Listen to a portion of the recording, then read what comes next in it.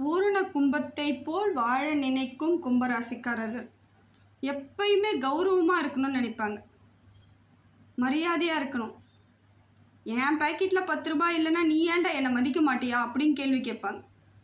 பணம் இருந்தால் மதிக்கிறது, பணம் இல்லைன்னா மதிக்காமல் போகிறவங்க எனக்கு தேவையில்லைன்னு சொல்லுவாங்க. அதே போல் இவங்களும் மற்றவர்களிடம் பணத்தை பார்த்து பழகவே மாட்டாங்க. அந்த குணத்திற்கு மயங்கக்கூடியவர்கள் தான் கும்பராசிக்காரர்கள். இறைவன் கொடுத்தது அதெல்லாம் ஒன்றும் பண்ணவும் முடியாது, பண்ணவும் கூடாது. என்னை பொறுத்த வரைக்கும் அவங்களுக்கு அது நல்லதோ கெட்டதோ அவங்கள் வாழ்க்கும் வாழ்க்கையை இறைவனால் படைக்கப்பட்டது. அதை சந்தோஷமாக எடுத்துக்கிட்டு ஏமாத்துறவங்களுக்கு கடவுள் பார்த்துக்குவாருன்னு சொல்லிட வேண்டியதான், வேறு ஒன்றும் பண்ண முடியாது. இப்படிப்பட்ட கும்பராசிக்கு இனி வரக்கூடிய காலம் எப்படி இருக்குன்னு பார்த்தீங்கன்னா, இப்போ தான் ஜென்ம சனியில் இருந்து இவங்களுக்கு பாத சனியாக சனி பகவான் வந்திருக்கார். இது 2027 வரைக்கும் இருக்காருங்க. இப்போ பாதச்சனியாக 2025 2027 வரைக்கும் இருக்கார்.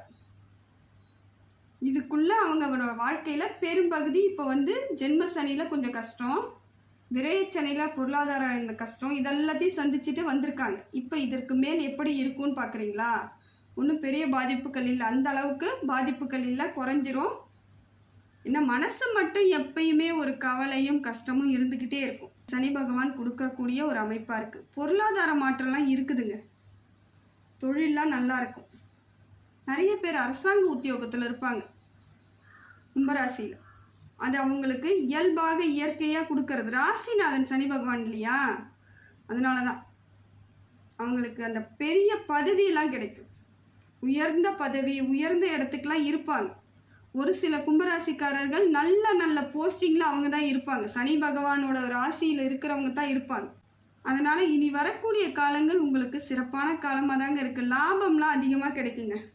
தொட்டது துலங்கும். என்ன கொஞ்சம் நிதானமாக தான் இருந்தாகணும். பேசும்பொழுது நிதானமாக பேசணும்.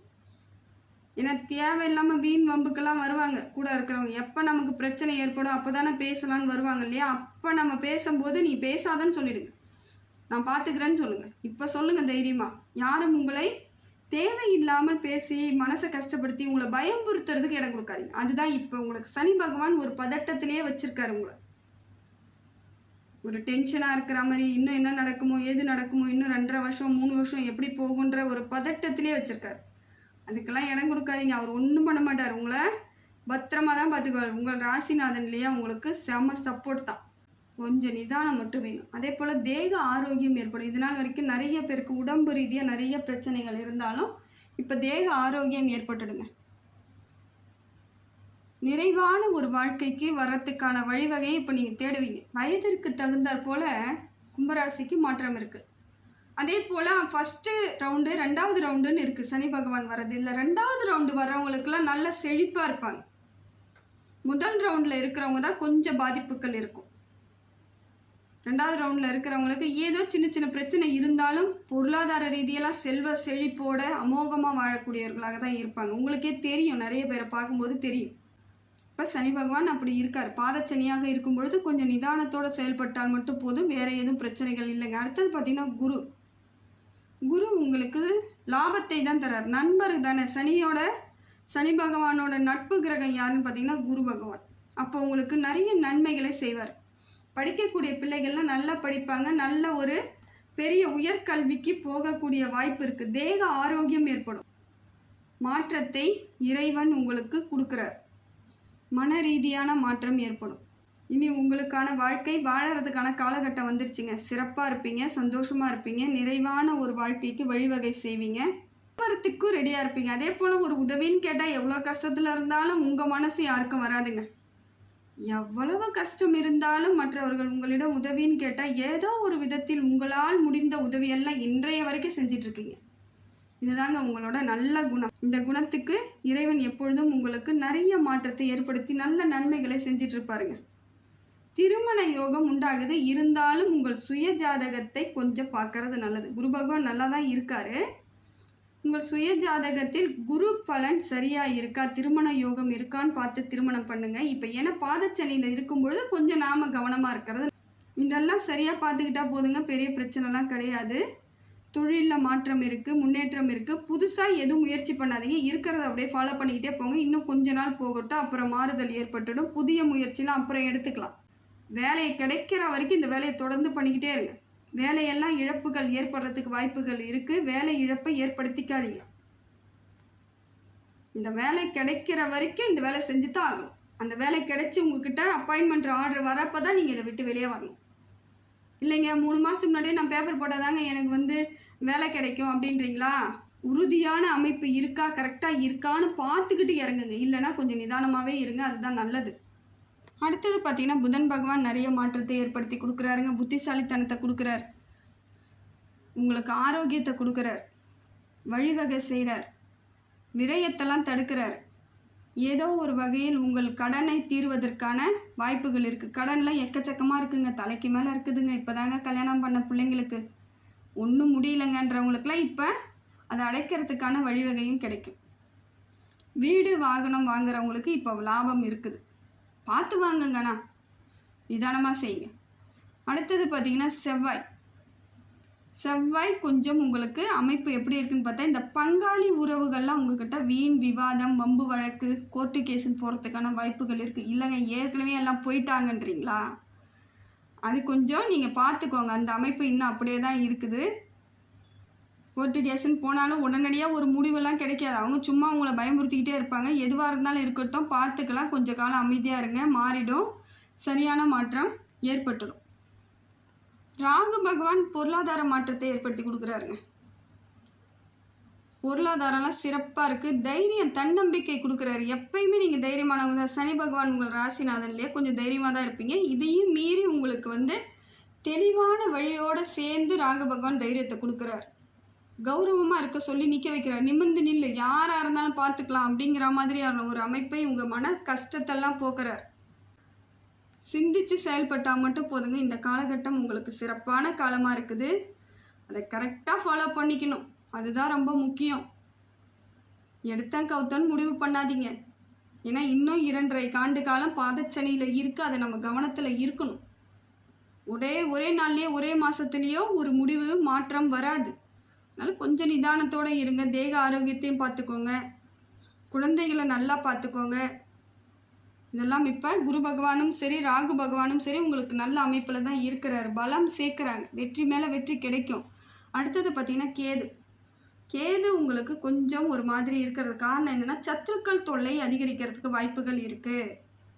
எதிரியாக யாரெல்லாம் இதனால் வரைக்கும் இருந்தாங்களோ அவங்களாம் திருப்பி எழும்பி வர்றதுக்கு வாய்ப்பு இருக்குது. பழைய பகையெல்லாம் நோண்டிக்கிட்டு வருவாங்க. என்னைக்கோ எங்கேயோ ஏதோ பேசியிருப்பீங்க, அதை தூக்கிட்டு வருவாங்க இன்னைக்கு பேசுகிறதுக்கு. அதை நீங்களே மறந்து போயிருப்பீங்க. நான் எப்போ பேசணுன்ற மாதிரி இருக்கும். அதெல்லாம் தேவையில்லாத கதைகளை வளர்த்துவதற்கு, தேவையில்லாத சங்கடங்களை ஏற்படுத்துறதுக்கு, கீழே விழுந்தவங்கள மேலும் ஏறி மிதிக்கிறதுக்கு ஆட்கள் இருக்காங்க. அதை போல் உங்களுக்கு ஒரு பிரச்சனைன்னு வந்த பிறகு அவங்க மேலும் பிரச்சனை கொடுப்பாங்க. கொஞ்சம் பார்த்துக்கோங்க, கவனம் தேவை. அவசரப்படாதீங்க, எதுக்கும் அவசரம் மட்டும் படாதீங்க. பேசிட்டா பெரிய ஆள் ஆகிட முடியும்னு அவங்க நினச்சி பேசுனாங்கன்னா அதுக்கெல்லாம் நீங்கள் பயப்படாதீங்க. பேசாமல் இருந்து பாருங்கள், நீங்கள் தான் பெரிய ஆளாவீங்க. ஒரு சில இடங்களில் நீங்கள் அமைதி காத்தா ஜெயிச்சிருவீங்க. கேது பகவான் உங்களுக்கு கொஞ்சம் அந்த மாதிரி அமைப்பில் இருக்குது, பார்த்துக்கோங்க. அடுத்தது பார்த்திங்கன்னா சந்திரன் மனசளவில் இன்னமும் பலகீனமாக தான் இருக்கிறீங்க. அதை வெளியே வரணுங்க, வேறு வழி இல்லை. இன்னும் 2.5 ஆண்டு காலம் இருக்குன்ற பயத்திலே இருக்கக்கூடாது. எல்லாம் சரியாயிடும். இப்போ இத்தனை வருஷத்தை கடந்து இல்லையா, அதே மாதிரி எல்லாமே சரியாக போயிடுன்ற ஒரு தைரியத்துக்கு வரணும், வேறு வழி கிடையாது. எப்பையும் ஒரு மாற்றத்திற்கான காலகட்டம் வந்துருச்சு. சந்திரன் உங்களுக்கு ஒரு அமைப்பில் இல்லாதனால மனசுக்குள்ளே பக்குன்னு தான் வச்சுருக்காரு, திகிலாக வச்சுருக்காரு. இருந்தாலும் நீங்களும் தைரியத்தோடு இருங்க. மற்றவங்கள பாருங்கள், எத்தனையோ பேர் எவ்வளோ பிரச்சனைலேருந்து வெளியே வந்திருக்கிறாங்க. பிரச்சனையில் இருந்தவங்க தாங்க இன்றைக்கி பெரிய இடத்துக்கே வந்திருக்காங்க. யார்கிட்டயாவது ஏதாவது பேசி பாருங்களேன், தெரியும். ஆரம்பத்தில் அவங்க இப்படி இருந்தாங்க, இன்றைக்கி எப்படி இருக்காங்க பாருங்கன்னு தான் சொல்லுவாங்க. ஒரு சிலவங்க வளர்ந்ததை மட்டும்தான் நினைக்கிறாங்க, இப்போ இருக்கக்கூடிய சூழ்நிலையை நினைக்கிறாங்க. ஆரம்பத்துலேருந்து அவங்க எவ்வளோ கஷ்டப்பட்டு இந்த மேலோங்கி நின்று இருக்காங்கன்னு தெரியாது. அதுதாங்க இன்றைக்கி பொறாமையாக தெரியுது. ஆனால் அவங்க அந்த இடத்துல இருந்து மேலே வர்றதுக்கு அவ்வளோ பாடுபட்டிருப்பாங்க, எத்தனையும் தியாகம் பண்ணியிருப்பாங்க. அதே போல் உங்களுடைய வலிக்கும் உங்களோட தியாகத்துக்கும் ஒரு நாள் நீங்கள் வந்து மேலே நிற்பிச்சு மட்டும்தாங்க இன்றைக்கி உங்கள் வாழ்க்கையில் ஜெயிக்கிறதுக்கான காலகட்டம். எப்பயுமே சுறுசுறுப்பாக இருக்கக்கூடியவர் தான். சில சமயம் உங்களையும் மீறி ஒரு சோர்வு, அசதி இதெல்லாம் இருந்திருக்கலாம். இப்போ அதெல்லாம் மாறிடும் பாருங்கள். தெளிவாக இருப்பீங்க. திருமணம் பண்ணிக்கிறதா இருந்தால் பண்ணிக்கலாம், குழந்தை பாக்கியம் ஏற்படும், குடும்ப ஒற்றுமை ஏற்படும், செல்வ செழிப்பு இருக்குது. சில இடங்களில் நீங்கள் நிதானத்தை மட்டும் கடைபிடிக்கணும். அமைதியாக இருக்க வேண்டிய இடம்லாம் நிறைய இருக்குது. வீணாக தொல்லை பண்ணுறதுக்கு ஆட்கள் வர செய்கிறாங்க. உறவுகள் இப்போ திருப்பியும் வர்றதுக்கான கூடுவதற்கான வாய்ப்புகள் இருக்குது. தனிமையாக விட்டுட்டு போயிருப்பாங்க, இப்போ பார்த்தீங்கன்னா தன்னால் வந்து சேருவாங்க. இடம் கொடுக்காதீங்க, முடிந்த வரைக்கும் இடம் கொடுக்காதீங்க. இல்லைனா வேறு வழி இல்லை, எனக்கு அவங்க வேணும்னு நீங்கள் நினச்சிங்கன்னா பரவாயில்ல, அக்செப்ட் பண்ணிக்கோங்க. குற்றம் பார்த்தால் சுற்றம் இல்லைன்னு அன்றைக்கே சொல்லி வச்சுட்டாங்க. ஒரு சில இடத்துல நாம் அதையும் செஞ்சு ஆக வேண்டிய கட்டாயத்தில் தான் இருக்கும். இடத்துல வச்சுருக்கீங்க, எந்த லிமிட்டில் வச்சுருக்கீங்கன்னு பார்த்துக்கோங்க. மறுபடியும் உள்ள விட்டு உங்கள் ரகசியங்களை எதுவும் சொல்லாமல் பார்த்துக்கிட்டா போதுங்க. இதுதாங்க இப்போ இருக்கக்கூடிய காலகட்டம். அதே போல் உங்களுக்கு சந்திராஷ்டமும் கொஞ்சம் தேவையில்லாத சங்கடங்களை கொடுத்துரும். அன்றைக்கு தினம் புது முயற்சி நிச்சயமாக பண்ணாதீங்க. சுப நிகழ்ச்சி வச்சுக்காதீங்க. அதுவும் இந்த திருமணம்லாம் வச்சுக்கிறாங்க சிலவங்க, தெரியாமல் அதில் வந்து திருமணம்லாம் வச்சுக்கிறாங்க. அந்த தேதியில் அவங்களுக்கு தெரியாமல் நடந்துடுது. ஆனால் இந்த பொருத்தம் பார்த்து நாள் குறிக்கிறவங்க அதை கண்டிப்பாக பார்த்து செய்யணும். சில இடங்களில் தவறுதல் ஏற்பட்டு அந்த தினத்தில் அவங்க திருமணம் வச்சு கொள்ளும் பொழுது காலம் முழுக்க கஷ்டப்படுறாங்க. அதனால் முடிந்த வரைக்கும் அன்றைய தினத்தில் சுப நிகழ்ச்சிகளை நடத்துவதற்கு தவிர்க்கணும். பேச்சுவார்த்தை வச்சுக்கக்கூடாது. அன்றைய தினம் ஏதாவது ஒரு பேச்சுவார்த்தை, சொத்து விஷயமா பேசுகிறோம், அதெல்லாம் வந்து அந்த பஞ்சாயத்து வச்சுக்கிறதுலாம் அன்றைக்கி செய்யவே செய்யாதீங்க. வீட்லேயும் அமைதியாக இருக்கிறதுக்கு முயற்சி பண்ணுங்கள். விநாயகர் வழிபாடு பண்ணுங்கள், வேறு ஒன்றும் வேண்டாம். உங்களுக்கு இந்த மாதத்தில் எப்போ வருதுன்னு பார்த்தீங்கன்னா, மே மாதம் 7, 8, 9ஆம் தேதியில் சந்திராஷ்டமம் இருக்குது. அந்த தினத்தில் ரொம்ப கவனமாக இருங்க, ஜாக்கிரதையாக இருங்க. கும்பராசிக்கு இப்போ எல்லாமே பொற்காலமாக தான் இருக்குது. என்ன ஒன்று, இந்த பாதச்சனி இருக்குதுன்றதை மட்டும் மனசில் வச்சுக்கிட்டு அதற்கு தகுந்தாற் போல் பயணம் பண்ணுங்கள். வாழ்க்கை மாறுதல் ஏற்பட்டுடும். கவனமாக இருக்க வேண்டிய இடத்துல கவனமாக இருங்க. நரசிம்மர் வழிபாடு உங்களுக்கு சிறப்பை கொடுக்குது. விநாயகர் வழிபாடு சிறப்பை கொடுக்குதுங்க.